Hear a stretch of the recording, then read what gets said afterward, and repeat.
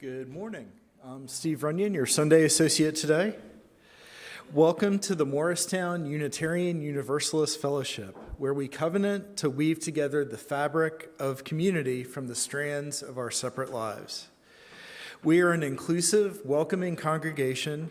Whoever you are, wherever you are on life's journey, you are welcome here. We adhere to the 7 principles of Unitarian Universalism, which you can find on the newcomer card placed in the back of each chair in this sanctuary and at the welcome table in the Great Hall.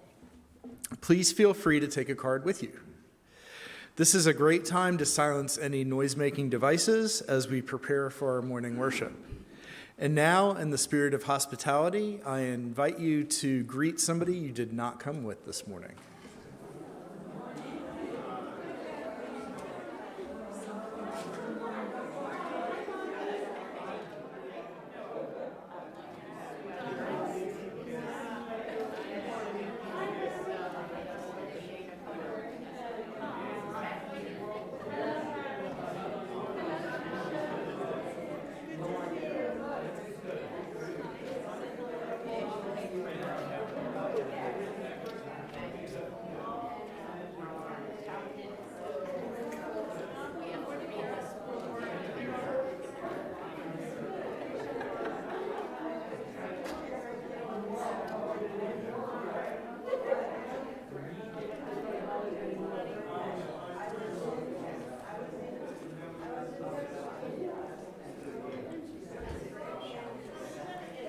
I have to say I really like this part of the service because I see you all talking to each other and you really like each other. So it's really fun. If I let you keep going, though, we wouldn't get the service. So I'm Joel Miller. I'm the interim minister, and I'm so pleased to welcome you here this morning. Just some announcements very quickly. I am hosting a Getting to Know UU class this next Saturday, the 22nd, from 9 until 12. You can register by emailing welcoming@muuf.org. Or if you forget what the email is, just find the email for the fellowship and let us know you want to come. You can come if you're looking for a refresher, or if you're new to UU. I'll be so glad to see you there. We have a ropes course for the high school youth, and our Director of Religious Education, Nick Walwork, can tell you more about that. It sounds like really fun. I've never done a ropes course before. And this is the time of year when we are collecting the items for the service auction. So if you would like to go hiking with some folks from the fellowship,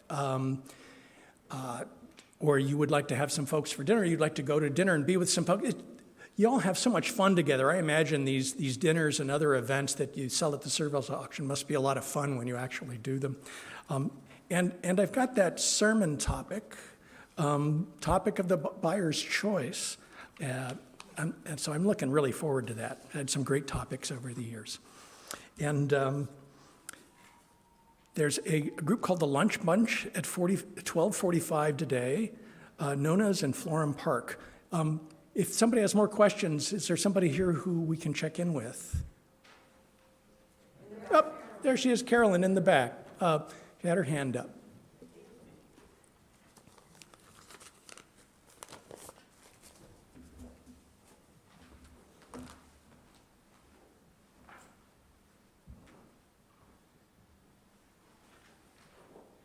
I grew up Unitarian Universalist in Columbus, Ohio, and that congregation still sings in my heart and my being. The people of that congregation saved my life a couple of times, and I'm not saying that metaphorically, I mean pretty literally they saved my life. And one of the things I loved about growing up Unitarian Universalist is that there was a time that I really wasn't sure what I believed, but I knew I had the freedom to try to figure that out. And then when I became a teenager, I was a humanist, very much a humanist, which means believing very much in science and the beauty of nature, and trying to find the goodness in human beings, especially in community. I would get asked on the playground a lot, well, Joel, this is in school when I was a kid in school, Joel, is Jesus your Lord and Savior? And I remember the first time I got asked that, I was like, who? What? And when I was younger, I knew enough to be polite not to say something like, well, Jesus is dead. How's that going to work? And I found myself later also a theist. So my beliefs are, I'm a humanist. I'm very much a humanist. Never left my humanism. But later in life, I became a theist. That is, I believe in a God or a higher power or something mysterious. I don't try to define it, but the upshot of this is that these two different beliefs don't exactly work together really well.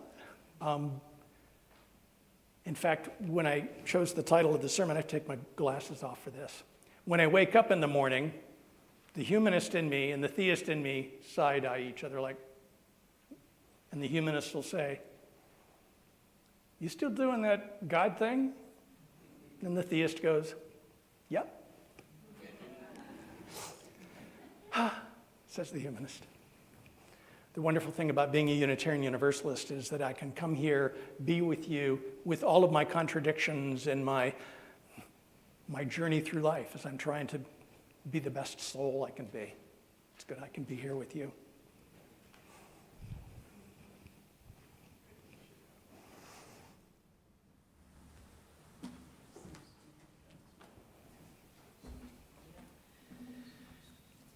As we light our chalice, we say together, Love is the spirit of this fellowship, and service is its law.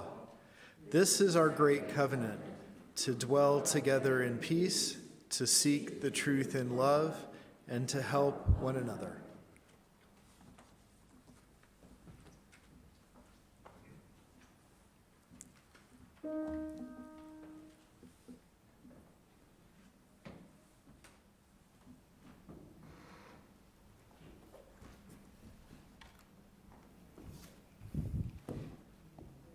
I'm going to talk into Joel's lapel for a minute. Just leave it there. I like to read about the hymns I pick. And the words in this hymn we're about to do were written by Paul Gauguin, the painter. So there you go. Now in 2022, and he died in 1903. So we're going to sing this, and we're going to start, and just follow me. Do you want to stand? Sure, stand up. Everybody always sings better if they can stand up, or at least sit up straight. Okay. Where do we come from? What are we? Where are we going? Where do we come from? What are we? Where are we going? Where do what are we? Where are we going? Where do we come from? What are we? Where are we going? Where do we come from? What are we? Where are we going? Where do we come from? Where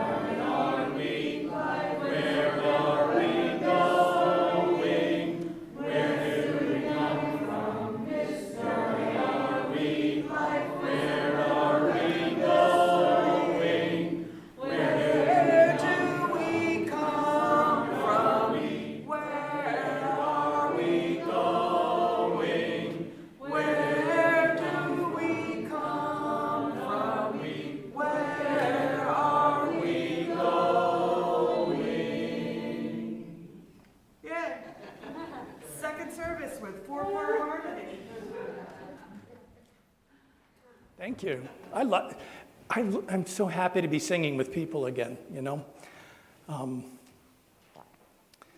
After this last couple of years, it's just good to be together. When the children were here in the first service, I wanted to tell them a story, and I introduced the story by talking about belief and asking them, telling them about some of my experiences about, especially when I was a kid, on a playground and being asked, do you believe in Jesus? What does your church believe? Their fellowship believe? And a fellow Unitarian Universalist fellowship doesn't believe. It's a question that kind of almost doesn't have an answer, really. It's almost a nonsense question. We have beliefs. We're human, and they change over time. And as I was saying just a couple minutes ago, I grew up, discovered some beliefs in the church, Unitarian Universalist church I grew up in, and then found myself also a theist. I did not choose that. It chose me. How will I shape my belief? How do I want my beliefs to work for me? So I told them this story. There was a time, a long time ago, when a traveler had been traveling all day, been a long walk from the village she'd come from, and she was hoping the village she was headed to, with a good inn, a good place to stay and rest for the night, she hoped it was close by because the day was coming to a close. There was a farmer by the side of the road, and she went up to the farmer and said, "Excuse me, I'm hoping that the village is close by." And the farmer said, "Oh yes, it's very close. You don't have much further to go, just around the bend." And she said, "Tell me, what are the people like in the village?" And the farmer said, "Well, what were the people like in the last village you came from?" And she said, they were kind of annoying. They weren't very nice. I said, well, I'm sorry. I'm afraid you're going to find these people just about the same. Just a couple of minutes later, after the first traveler had gone around the bend, a second traveler came up. And the second traveler, also hoping the village was close by, stopped by the farmer and said, excuse me, is the village close by? Just around the bend, said the farmer. Tell me, said this traveler, what are the people like in this village? Well, said the farmer, what were the people like in the last village you came from? Oh, they were lovely people. I was so glad to get to know them. The farmer said, you will find them much the same. It matters how we shape and use our beliefs, even if we cannot always choose them.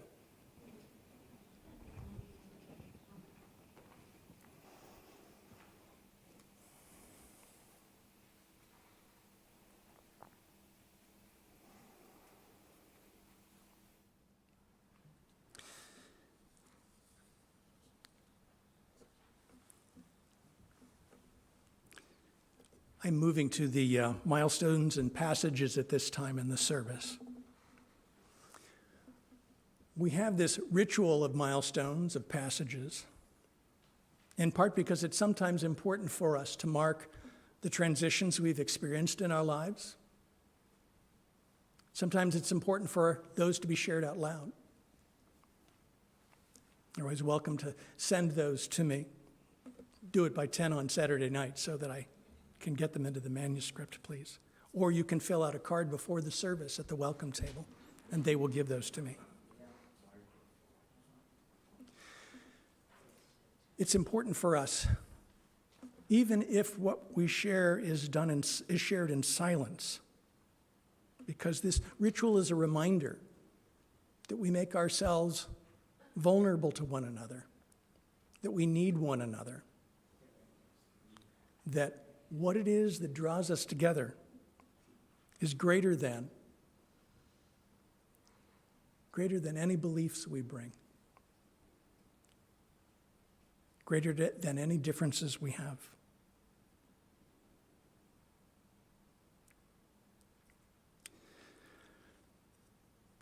I understand that it's a tradition when a beloved member or past member of the congregation has died that we light a candle. This chalice, which was made for this fellowship some years ago, was made by the man we celebrate, whose life we celebrate at this moment. His name was Bob Marcus. He made this chalice. He was a member of the fellowship, I believe, from the mid-'60s until about the mid-1990s, I believe. And he was an engineer, a very creative person. He also was an artist. And in addition to casting this chalice, he cast the sculpture that's out this door and in the field by the side of this property, the beautiful dancing couple. And some folks have mentioned to me how grateful they were to have known Bob. And we light this candle at this time for Bob Marcus, celebrating his life.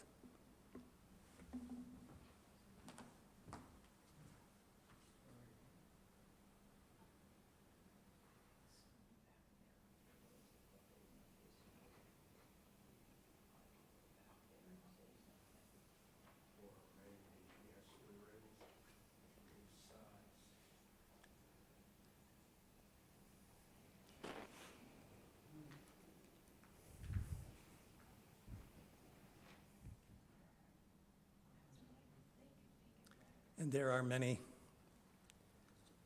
milestones that we have experienced, and the joys and the sorrows that we bring with us about all we have experienced are with us this morning. Many shared in silence, all shared in the love of this gathering.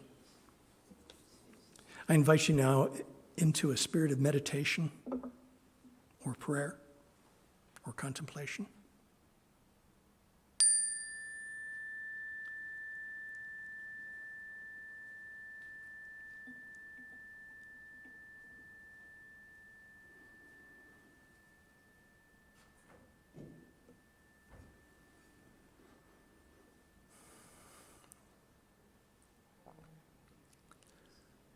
Spirit of life, or should I say spirit of love?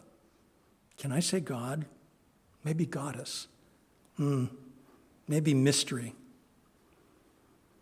Higher power. I don't know. Words fail me. I know this. I stand before these people and I see them alive, reminded of how much I cherish my own life because of a gathered people much like this. I'm reminded that I am alive because others have lived. We all were born and raised in homes we did not build. Every one of us lived first with a borrowed faith or borrowed beliefs, borrowed traditions. These were hard-won hopes and practices of elders and ancestors. They made a space for our own inevitable spirits, faiths, practices.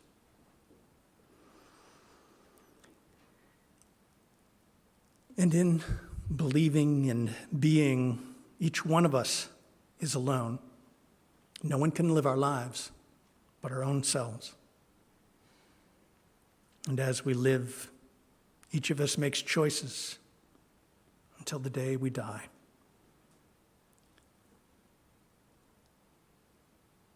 And if this is a prayer, or if this is a meditation, or if this is thinking out loud, live in us, Spirit of life. Or words, just become alive in my being and doing. Let our actions speak love. And I look at these people and I know we're not alone. Any act each of us chooses will change other lives, just as every act of every other changes our own lives. And the potential in every act to hurt, may it be an error.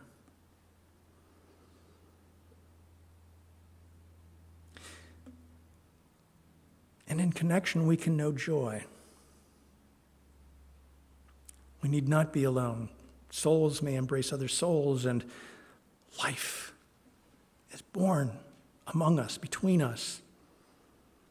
And here we are, alone, yet together, not alone. These unbreakable bonds of this web of life, the possibilities of hurt and joy, ever present. Let us choose to live in ways that bless the lives of others. May our living bring each other joy. May our speaking mend our common hurts. Live in us, Spirit of life. Let us choose to live in a way that blesses the future. May the world we leave for people yet to be born, may it be one in which everyone knows they are loved and cherished and are called to the same kind of spirit or faith or belief, whatever it is that allows us and them to make this place and the world itself a home of love. Live in us so that we may live in you.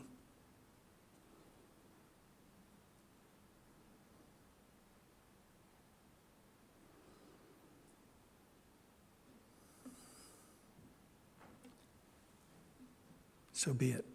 Amen. Blessed be.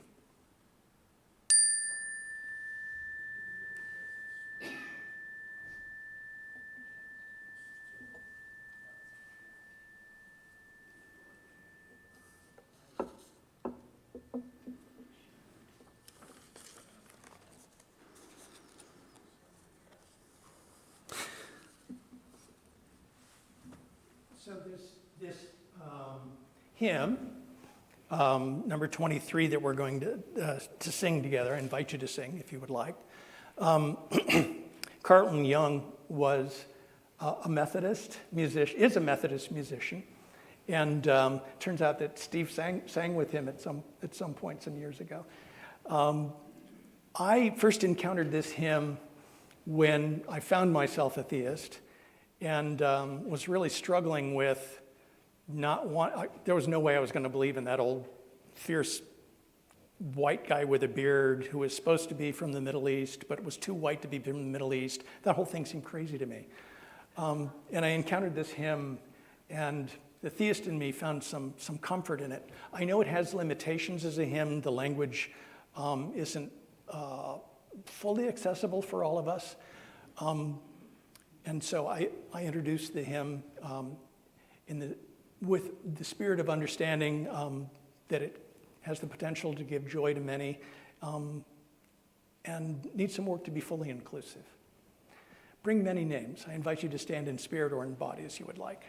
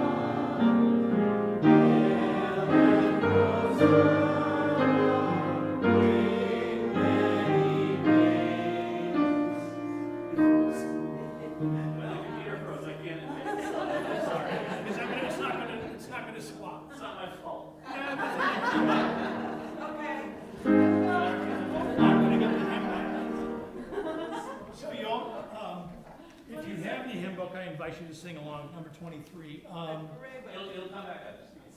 Oh, it's going to come back. Okay. You kind of, with the one verse, it's just not. You freeze too. Can we start with 3? We'll start Okay, there we go. Strong mother God. Yeah. Here's 2. Let's go to number 2. That's it. There you go. Strong mother God.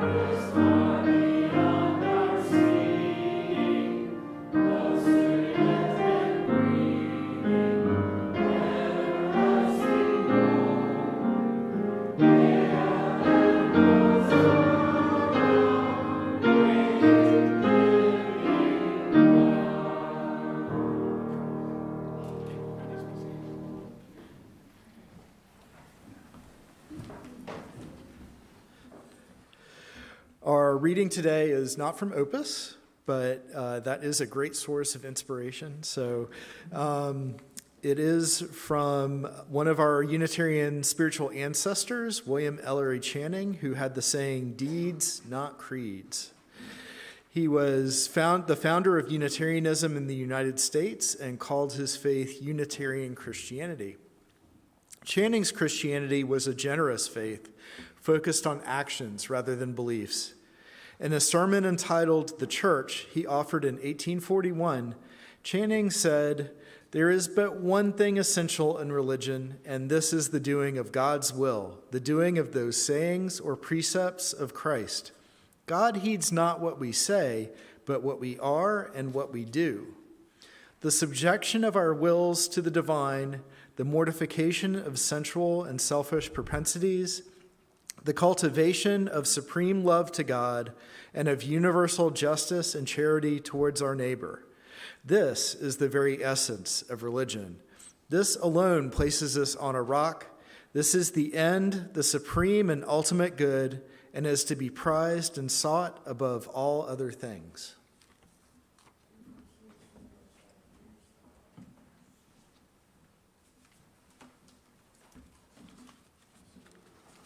We take our offering this morning, and our offering includes a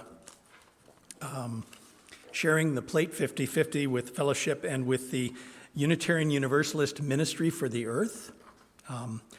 It is an organization that is working to help humanity live in harmony with the earth rather than against it. You can donate via text to give number. The number is 73256, and you can put the keyword MUUF and then followed by the dollar amount. You can also give online, muuf.org/give. And if you're looking online, you'll find that information in the online order of service.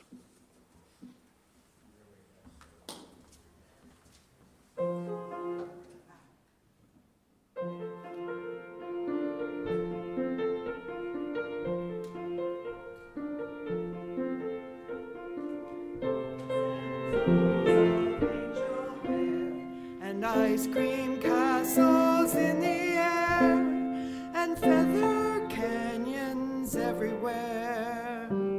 I've looked at life that way, but now they only block the sun. They rain and snow on everyone. So many things I would have done, but clouds got in my way.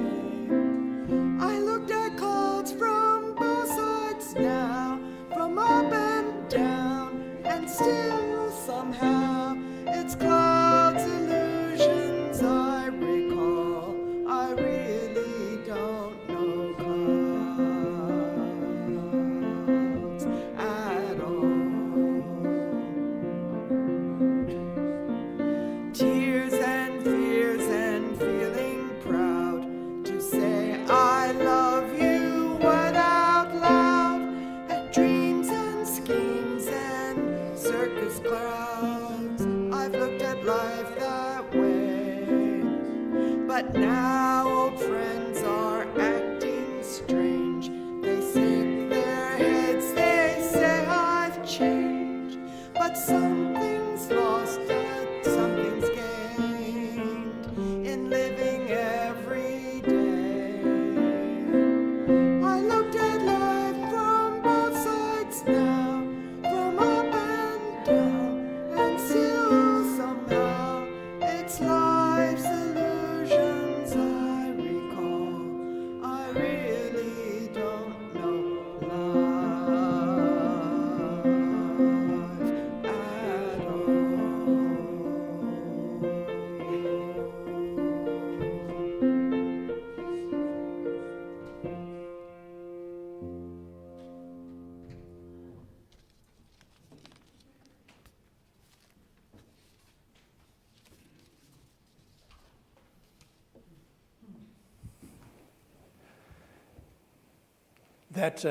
I was just delighted when Beth, our interim music director, chose this song for the offering.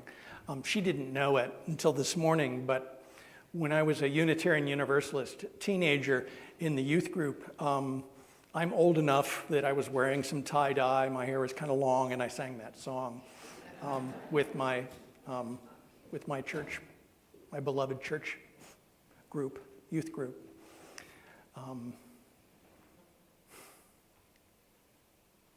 That group and the adults, the people of the congregation live in me even now. They were so important. The things I most cherish about how I get to live are gifts that they cherished in me. And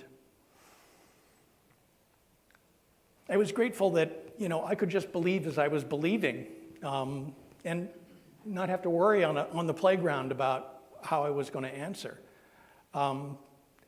I did get a little sophomoric in college. I went to Ohio State, and Ohio State has this large open area of grass right at the center of the campus, and it's called the Oval because of the shape of it. And back when I was an undergraduate, an organization, national organization called Campus Crusade for Christ, always made sure that there was a preacher on the Oval trying to evangelize us and bring us to Jesus as Lord and Savior kind of thing. And I confess that I wasn't as polite as I'd been as a kid. I used to make a bit of sport at lunchtime and go and harangue the preachers a little bit. Yes, he's dead. No, he's not. He's alive. And I said, really? Let's have a talk. Where is he? Nope, I don't see. No, I was just kind of mean, actually.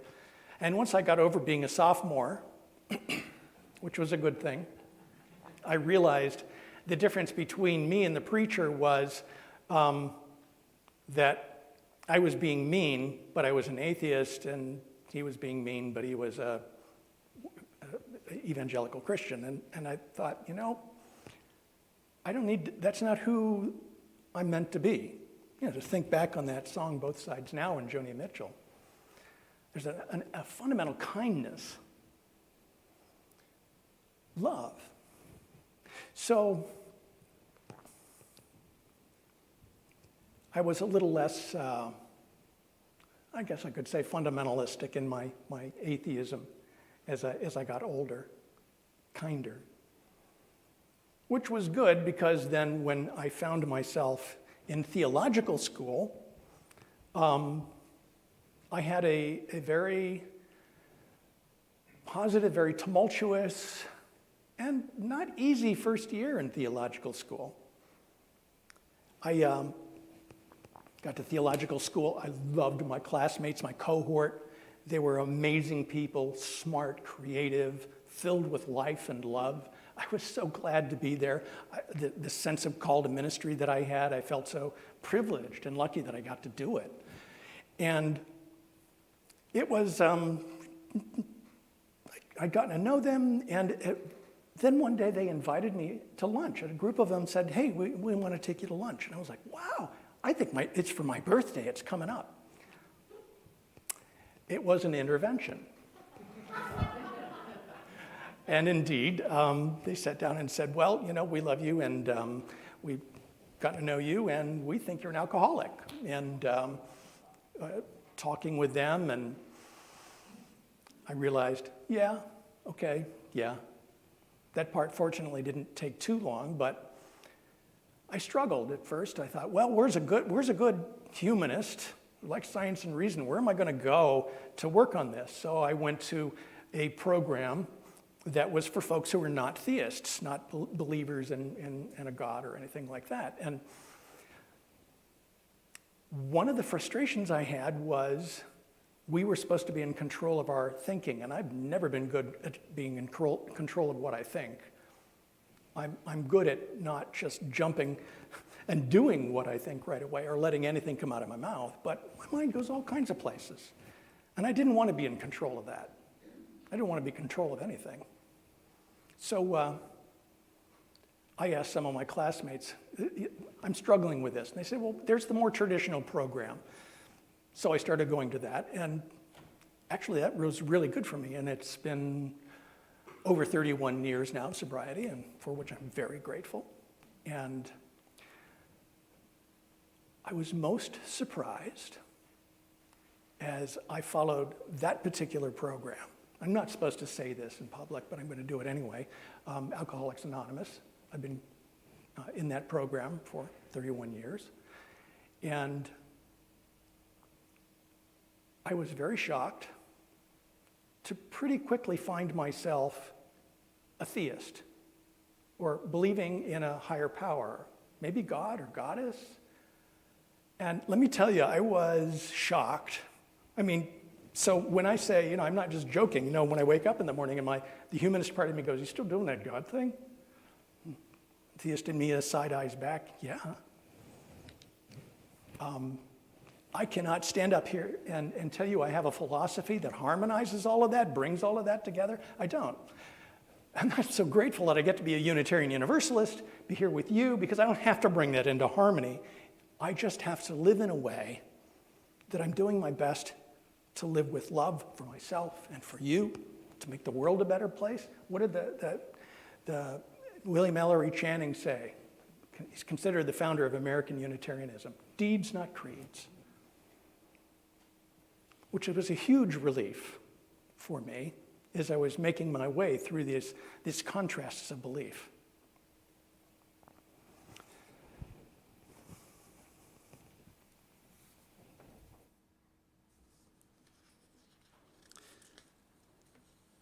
So even now, sometimes I'll be traveling somewhere. Maybe I'm on an airplane, traveling for a workshop or a theological gathering among Unitarian Universalist ministers. And I might be sitting next to someone on the airplane who asks me what I do, and I'll explain that I'm a minister and I'm a Unitarian Universalist, and they'll say, oh, and what does your church believe? And what'll go through my head, what went through my head the last time I was on a plane about a month and a half ago was, well, actually, I serve a fellowship.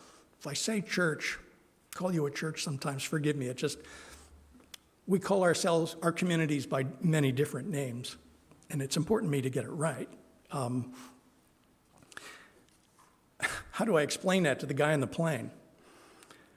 Especially when he asks me, so what does your church believe? Would you ask an Orthodox rabbi what his favorite cut of pork is? No. They don't understand, so I don't let it get to me, but it is a nonsense question for us. Of course, each of us has beliefs. I inherited my first set of beliefs from a people who loved me, and this other belief I got, I didn't choose it. It feels more like it chose me, but it's important to me to shape it in a way that I'm blessing my own life, that I'm being kind to myself and to others in the world. I was struggling with this, though, the tension around this. And some years ago, I was reading a writer and scholar of religion, a British woman named Karen Armstrong. I love her books. She writes about the world's religions. She writes about them in a way that's really accessible. She writes movingly of her years as a nun in a convent before the Catholic Church had experimented with what's called the Vatican II changes that happened for a while, times when priests could play guitars and sing something like Both Sides Now. I don't think that's a thing they can do anymore, but she left before the Vatican II changes. She left the convent where she'd become a nun. She eventually left Catholicism, all while still in her 20s. She found she no longer believed in God. But she kept her interest in religion and became a scholar and a writer about the religions of the world. She was talking one day with a friend, a rabbi, and talking about some of her changes. She'd read about a rabbi named Hillel, Rabbi Hillel. And the friend told her the story about a non-believer or a man who's not Jewish who goes to Rabbi Hillel. And the man says to Rabbi Hillel that if he will recite the whole of the Jewish teaching while he stands on one leg, he will become Jewish. Rabbi Hillel immediately tells the man, okay, stand on one leg. So the man does. And Rabbi Hillel says, do not do unto others as you would not have them do to you. That is the whole of the Torah. The rest is commentary. You're a Jew. Go study. Now, I loved this story. When I first heard it in theological school, I liked it so much, I took Hebrew and studied it. Armstrong was shocked when she heard this, newly an atheist. She asked her rabbi friend about the ancient rabbi's one-sentence summation of an entire religion. What, she asked her friend, what about faith? What about God? And the rabbi friend of hers answered, well, it's easy to see you were brought up Christian. Theology is just not important in Judaism. Really, it's not very important in most other religions. There is no orthodoxy as you had it in the Catholic Church. No ortho-right doxy speech, right word. No creeds to which everybody must subscribe in Judaism. Jews don't tell each other what to believe. Not that anybody could tell any Jew what to believe. Within reason, you can believe what you like. Armstrong couldn't believe he meant what he was saying. Well, what about God? What about salvation, she asked. So, Karen, we have orthopraxy instead of orthodoxy. Right practice, praxy, rather than right belief, orthodoxy. Christians make such a fuss about theology, but it's just not important in the way you think it is. It's poetry. It's ways of talking about the inexpressible. And you know, we Jews don't bother much about what we believe in. We just do instead.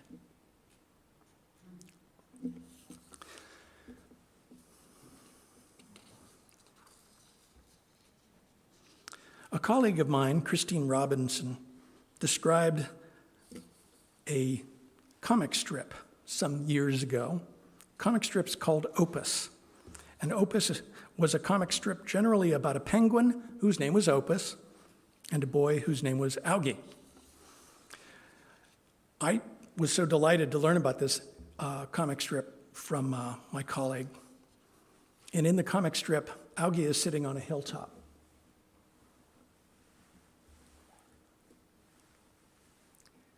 Opus comes by his friend and says, "Hey, old buddy, ever wonder how all this came to be?"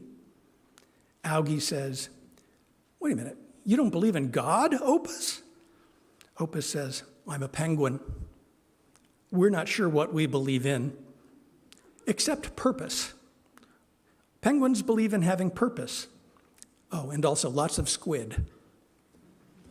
The boy says, "Well, that's ridiculous. If you think this is all just a cosmic accident, you're left purposeless." Opus says, "Well, I'm not purposeless." Augie lies back on the hillside and mutters, "Yeah, well, if we really are merely atoms stomping around by chance, there's little hope for finding purpose in life." And Augie falls asleep.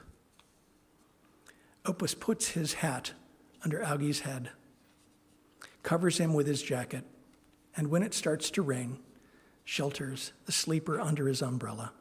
And he says, life's purpose. Maybe it is not so much found as it is made.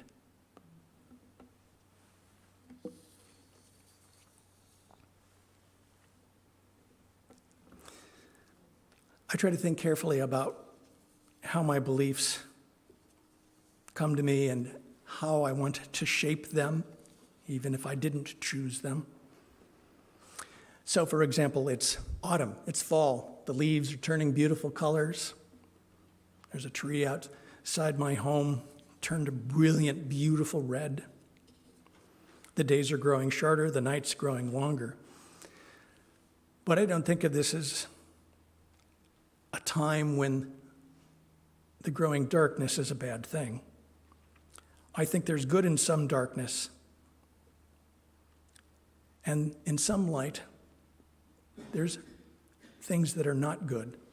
It reminds me of the typical, almost caricatured way of looking at light and dark, belief about light and dark, really. Dark is bad, light is good. And then I'm reminded, this goes way, way back, actually to my parents' generation. There was a comedy group called Fire Sign Theater, and they used to, there's this one little part in one of their routines where they call this whole light and dark thing into question. It's actually part of an ad, and as the jingle goes, "Oh, blinding light, oh, light that blinds, look out for me, I cannot see." Sometimes the light's not all good, sometimes so blazing that it burns.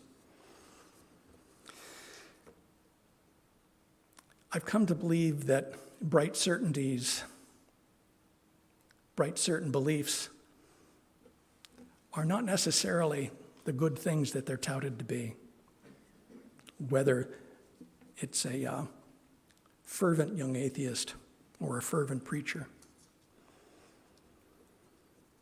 I was very touched when I read some years ago that Mother Teresa, she was a Catholic nun in India. She ministered to the poor. She ministered to the poor for many years. And in all of her years, she only had a few moments of certain spiritual bliss. Just 1 year. And the rest of her life, she lived with a gnawing spiritual doubt. She wrote, "In my own soul, I feel the terrible pain of this loss. I feel that God does not want me, that God is not God, He does not really exist." I don't know if Mother Teresa was an atheist or not. She doubted as any of us might doubt. I remember once, as I was doing milestones in a congregation, mentioning the milestone of a new member who had lost his belief in a God.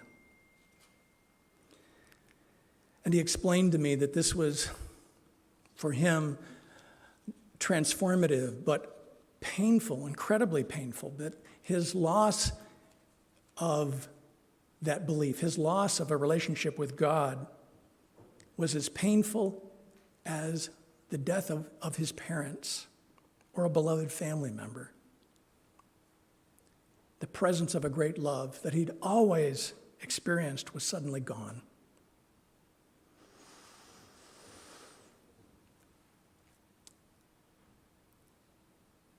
Beliefs matter, but ultimately they're not why we create community. And ultimately, they will shift with the changes of time and our own humanity. Mother Teresa, imagine she might have hung on because she just lived by love and kindness for so long. I'm so grateful I'm a Unitarian Universalist. True, we don't have a required set of beliefs. Doesn't mean you can believe anything you want. But I know for sure that if there are 61 of us in this room, as I stand here with you, there are at least 62 sets of beliefs, because I'm struggling even with what I'm believing in every moment. I suspect all of you do in some way as well. It's not true that we can believe whatever we want. We believe because we must, because of what comes to us, but we are responsible for how we live by them. And that's what I want from this Unitarian Universalism, what I need from you. I need my religion and my beliefs to call me to my best self. The writer Aldous Huxley wrote about this kind of religion one that accepts doubt, one that knows beliefs are important, even demanding, and yet not quite the essence of what fires up our spirituality and our very lives. And these are his words. The choice is always ours. Let me choose the longest art, the hard Promethean way, cherishingly to tend and feed and fan that inward fire, whose precious flame, kindled or quenched, creates the noble or ignoble souls we are, creates the world we live in, and the very fates, creates our bright or muddy star.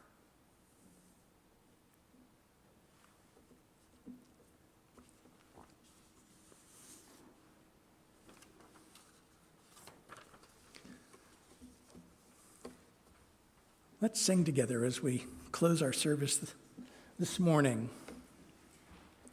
And having misplaced my order of service, what number is it? 1008. 1008. Oh, when our heart is in a holy place. I invite you to stand in spirit or in body, whichever is comfortable, if it's comfortable for you. Don't have to. Like our beliefs, you're not required to.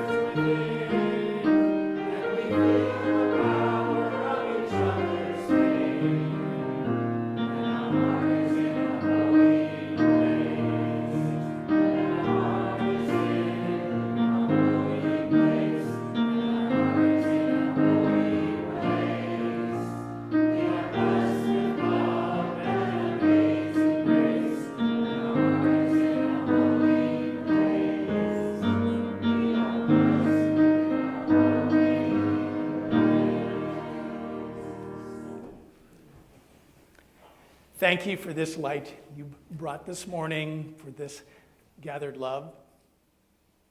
Take the light of love you may have found, to a world that needs to know more love. And know that if you misplace it or cannot find it, or it seems to be gone, we'll be here again.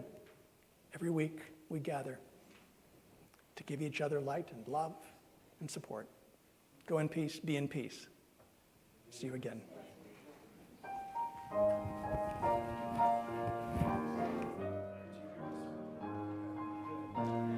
Yeah.